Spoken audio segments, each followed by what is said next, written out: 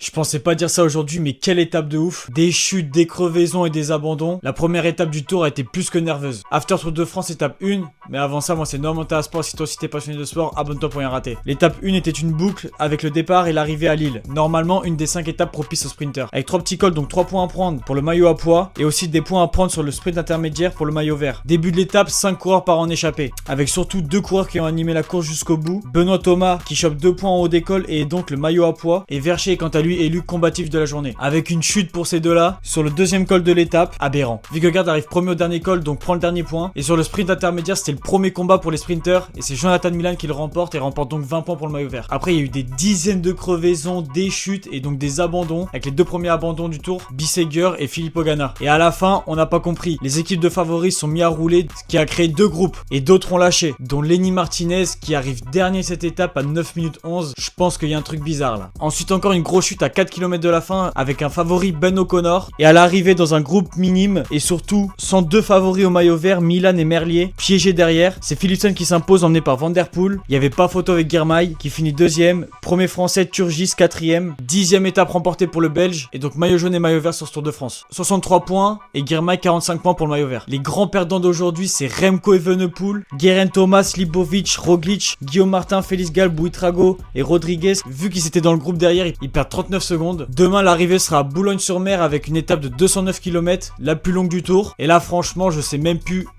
quoi vous dire. Si c'est une étape pour les sprinters, si c'est une étape pour les favoris, vu comment ils roulent les favoris dès le début du tour, ça risque de donner tout au long du tour.